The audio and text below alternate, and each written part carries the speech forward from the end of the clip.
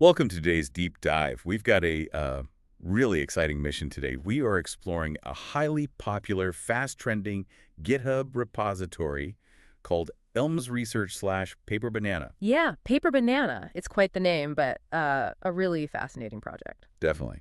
And if you have ever spent a frustrating evening just wrestling with visual design software, Oh, we've all been there. right, just dragging those little bounding boxes around, trying to align arrows just to make a simple system architecture look, somewhat professional. If that sounds like you, this deep dive is going to be incredibly relevant. It really is. We're looking at an agentic framework designed to automatically generate publication-quality academic diagrams, complex statistical plots, and even slides entirely from text descriptions. It really is a remarkable piece of engineering. We're talking about taking the heavy, complex, theoretical concepts described in an academic methodology and transforming them into highly polished visual formats. Okay. Exactly. Doing it without requiring a human to manually build those assets in a design program. It essentially automates that translation from technical understanding to visual communication. Which is such a massive bottleneck for so many researchers and developers out there. You do all the hard engineering work, but then you have to spend an extra 2 days just trying to make it look presentable for a meeting or a paper. Yeah, the visual translation is always the hardest part. Right. And PaperBanana is basically artificial intelligence stepping in to automate that exact headache. And doing it with a level of polish that is frankly surprising for an automated system. It relies on autonomous AI agents working collaboratively to design, draw, and then critique their own work. Okay, let's unpack this because before we get into the really futuristic AI agent workflows, we have to lay down the context and some ground rules for what this code base actually is. That's a good point. There's a very prominent disclaimer right at the top of the repository. This is an unofficial implementation. Right, very important distinction. It is an independent, community-driven project based entirely on a recent Google research paper, appropriately named PaperBanana, which you can find on arXiv under the identifier 2601.23265. That's the one. But the code itself is absolutely not affiliated with or endorsed by or connected to the original authors, Dao Zhu and their team, nor is it connected to Google or Peking University. And that distinction is vital because it highlights the sheer velocity of the open source community right now. What we are looking at is a group of independent developers who read a fascinating academic paper, realized the original code wasn't available yet, and simply decided to build it themselves from scratch. Just so everyone could use it. Exactly. And the engagement metrics on this are incredibly high for a niche tool. It's written entirely in Python, released under a highly permissive MIT license, and as of our research, it already boasts over 1.1K stars and 153 forks. I was looking at that GitHub repo, and it's practically viral. 14 distinct contributors have made over 130 commits. Yeah, it's moving fast. Why are developers flocking to this specific implementation so aggressively? Well, because the underlying problem is so universal, right? And the community is iterating on the solution in real time. If you look at the commit history, there were major updates merged just hours ago. Really? Like what? For instance, they just added Anthropic VLM provider support. So they're aligning the system with Anthropic's Messages API now. They are constantly tweaking it. And the core technology making all of this possible is a multi-agent pipeline. It combines vision language models. The models that process both text and images. Exactly, with dedicated image generation models. Which explains why it's so much more effective than just opening up a standard image generator and typing, draw me a flowchart of my app. Oh, yeah, that never works. We all know that if you try that zero-shot approach, you usually get a hallucinated mess with totally unreadable text. But PaperBanana approaches this differently, starting from the moment you feed it a text file. What's fascinating here is the sheer level of preparation the system engages in before it ever attempts to draw a single pixel. It's a lot of prep. A ton. This happens in phase 0, which they call the input optimization phase. Now, it is technically an optional layer you can trigger via a command line instruction, specifically the -- optimize flag, but it is incredibly powerful. Because it doesn't just pass the text through. No, instead of taking your raw, messy methodology text and throwing it blindly at a visualizer, the optimizer spins up 2 parallel AI calls to refine the input. So it's basically taking a beat to structure the thought process. Exactly that. The first call acts as a context enricher. It takes that raw text and heavily structures it into a format strictly built for diagramming. Okay. It identifies the distinct components, maps out the data flows, groups related concepts together, and explicitly defines the inputs and the outputs. It extracts the structural skeleton of your idea. Right. And while the enricher is doing that structural breakdown, the second parallel call is running the caption sharpener. The captions. Because often when we write captions for our own diagrams, we suffer from the curse of knowledge. We really do. We write something vague, assuming the reader knows the context. The caption sharpener takes those vague intents and expands them into highly precise, detailed visual specifications. The best analogy I can think of is having a brilliant, incredibly strict copy editor review your rough notes. You wouldn't hand a napkin sketch with some messy bullet points to a professional graphic designer and expect a masterpiece. Right, they wouldn't know what to do with it. Exactly. The editor cleans up the logic, sharpens the descriptions, and hands the designer a perfect, structured brief. And once that perfect brief is ready, the system moves into phase 1, which is the linear planning phase. This is where the framework really leans into the multi-agent concept. It spins up a team of 3 distinct AI agents just to figure out the layout. The first of those 3 is the retriever. Okay, what does the retriever do? It looks at your optimized text and searches through a highly curated set of 13 reference methodology diagrams. 13 specific diagrams. Yes, and these span specific complex domains. Things like agent and reasoning architectures, vision and perception models, generative and learning frameworks. It basically uses in-context learning to find the structural example that best fits your specific topic. So it's essentially looking for inspiration based on what has successfully communicated similar concepts in the past. Yes. Yeah.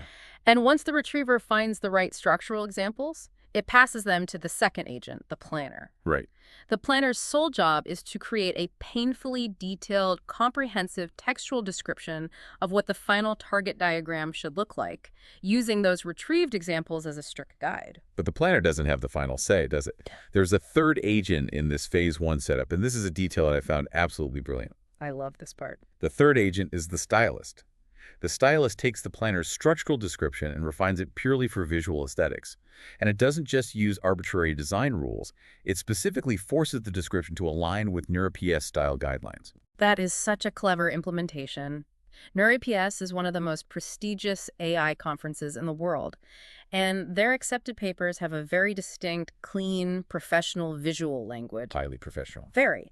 By prompting the stylist to dictate the color palette, the spatial layout, and the typography according to those specific guidelines, the system is essentially mimicking the unwritten cultural design rules of high-level academia. It guarantees the final image looks like it belongs in a top-tier journal, regardless of who generated it. Absolutely. But it is crazy to think that through all of this, the enricher, the sharpener, the retriever, the planner, the stylist, we are still just generating text. We haven't drawn anything yet. Not a single line. We just have the most meticulously crafted, aesthetically compliant design brief ever written. Which is why the next step is so critical. Here's where it gets really interesting. Phase 2.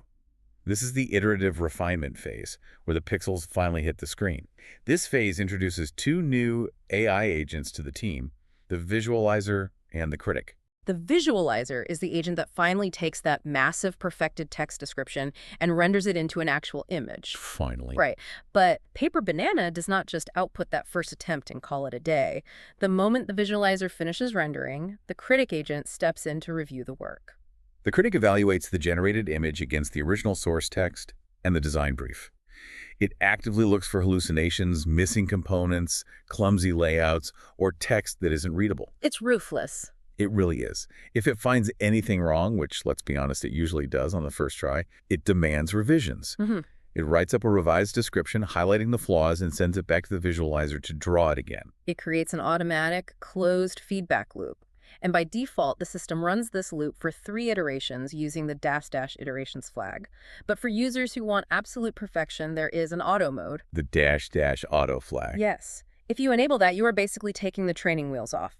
The visualizer and the critic will loop continuously, over and over, until the critic is 100% satisfied with the result. Knowing how AI can sometimes get stuck in a logic loop, I imagine there is a risk of the critic being impossibly demanding. The visualizer might never quite get it right, and they just argue forever. The developers anticipated that exact scenario, and there is a very funny, quirky detail in the code base to prevent it. The safety cap. Yes, there is a built-in safety cap for the maximum number of iterations, dash dash max iterations, and it defaults to 30. Worry. If they didn't include that cap, you could theoretically have a situation where these two AI agents argue endlessly for hours, burning through your API budget, just fighting over the exact shade of blue for a bounding box or the kerning on a text label. The safety cap ensures they eventually have to agree to disagree and hand over the final output. 30 rounds of AI revisions. And as a user, you aren't just locked out of this process while the agents argue behind closed doors. No, you're not. All the intermediate iterations, the drafts, and the metadata are saved in an outputs folder timestamped with your run.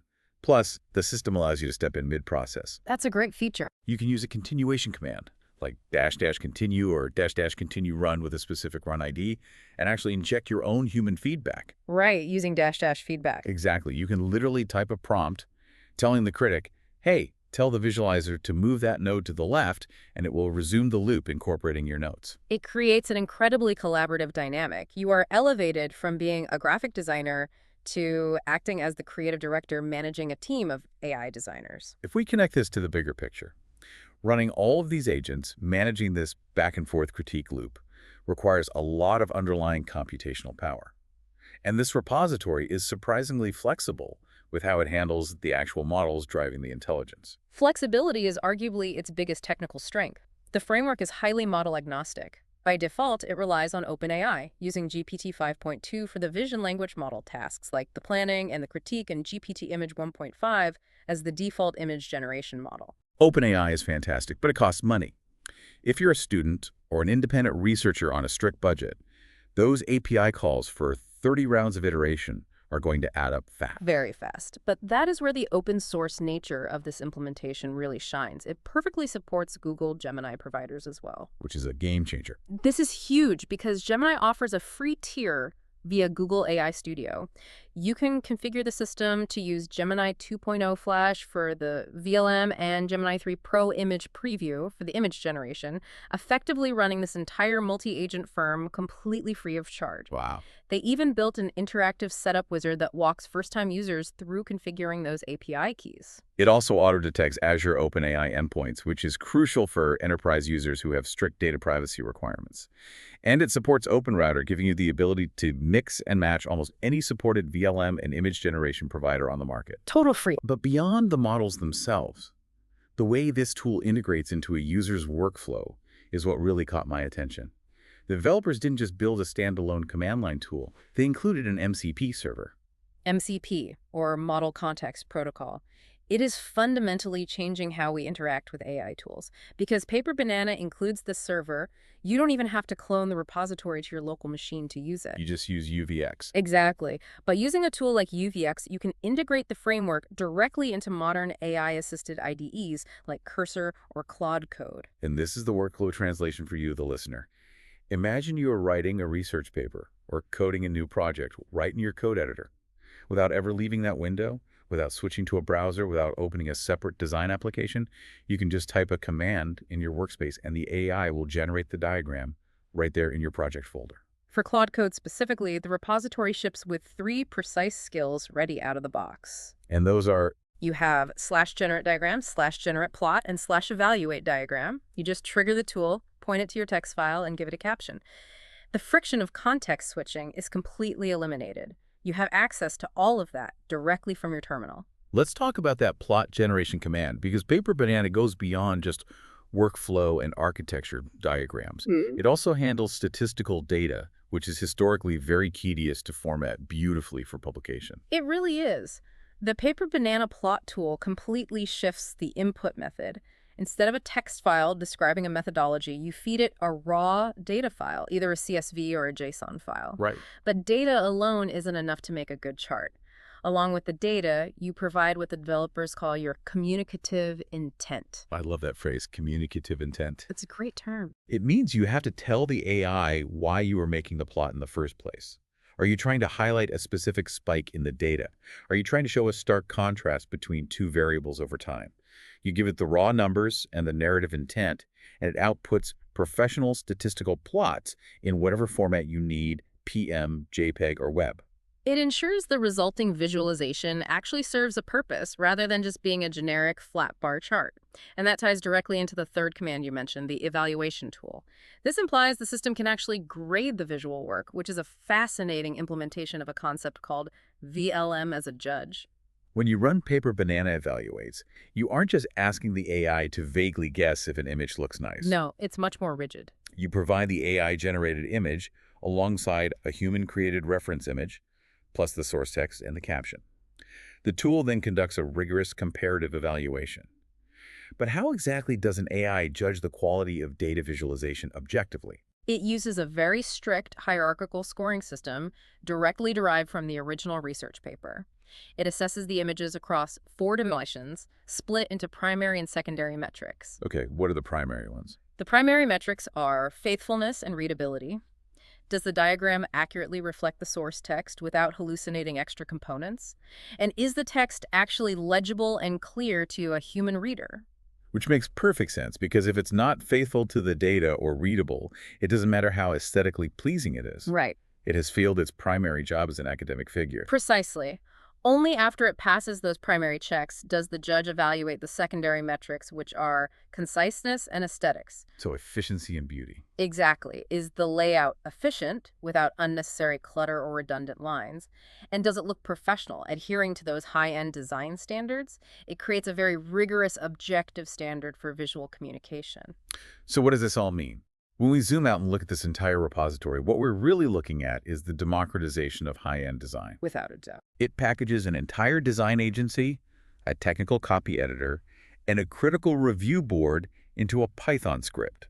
It respects your time by completely automating the painful, hours-long translation of deep technical knowledge into easily digestible, highly professional visual formats. It's a massive time saver. Whether you are a well-funded enterprise researcher using Azure, or a student running free-tier Gemini models in your dorm room, you now have access to that top-tier NeurIPS-style polish. It's an incredible leap forward for how we share complex ideas, but this raises an important question, one that I think is really worth pondering as we move into a future where these tools are integrated into every workspace. I know where you're going with this, and it's a deep one. Think about the implications. If an automated framework can perfectly adhere to prestige design guidelines, if it can endlessly critique its own visual output for 30 iterations until it achieves absolute flawless aesthetics, does the visual presentation of a project lose its value as a signal of human effort? That is the core of it, isn't it? Historically, when we see a beautifully crafted, highly complex diagram in a research paper, we implicitly assume the ideas behind it must be equally rigorous. We assume the authors put immense time and care into the underlying work because they clearly put immense time into presenting it. The polish was always a reliable proxy for the depth of the research. But in a world where every diagram can look like a masterpiece at the push of a button, how will we learn to distinguish between a beautiful but shallow idea and truly groundbreaking research when both look exactly the same? That is a phenomenal question. When the aesthetic playing field is perfectly leveled by AI, the only thing left to judge is the raw merit of the idea itself. The wrapper will be flawless every single time. It forces all of us to become better readers and deeper thinkers, rather than relying on visual polish to tell us what is important. We want you to ponder that question the next time you see a flawless academic figure or a perfectly designed slide deck. Is it a signal of deep human rigor? Or is it just the product of a very patient AI critic arguing with a visualizer for 30 rounds? That is all the time we have for today. Thank you so much for joining us on this exploration of PaperBanana, and keep diving deep.